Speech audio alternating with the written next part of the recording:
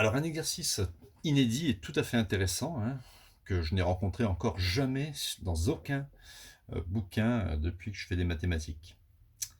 Vous allez voir, c'est un petit peu étrange. Il faut trouver le rayon R, la valeur du rayon R d'une sphère en mètres, afin que le volume calculé de cette sphère en mètres cubes puisse exactement correspondre à la surface calculée, elle, en mètres carrés. Alors, on y va, hein, vous allez voir, c'est la méthode de résolution d'une équation. Donc, il faut que le volume d'une sphère puisse correspondre à l'aire de cette même sphère. Le volume d'une sphère, on connaît la formule, c'est 4 tiers de pi r cube. L'aire d'une sphère, c'est 4 pi r carré. D'accord? C'est des formules à connaître par cœur. Donc c'est une équation à résoudre d'inconnu r. On va ici supprimer les 4 pi, ou diviser chaque membre de l'équation par 4 pi, hein. Donc on les élimine. Il me reste r cube sur 3 qui sera égal à r carré. Je transpose ici, enfin je peux même faire un produit en croix. R cube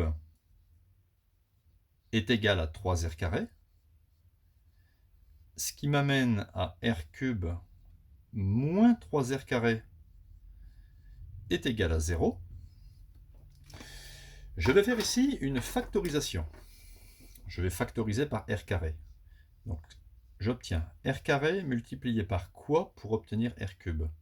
Eh bien ça fait r carré fois r, ça fait r cube, et moins 3 pour obtenir r carré fois moins 3, moins 3r carré. Arrivé à ce stade, j'obtiens une équation produit nul, hein, un peu de troisième. Hein. Un produit de facteurs est nul si l'un des facteurs est nul. Pour qu'un produit soit nul, soit c'est r carré qui est égal à 0, et là, on obtient bien sûr r est égal à 0, mais je vais abandonner cette possibilité, ça ne veut rien dire, de choisir un rayon de 0, on n'aurait pas de sphère. Donc on exclut ce cas.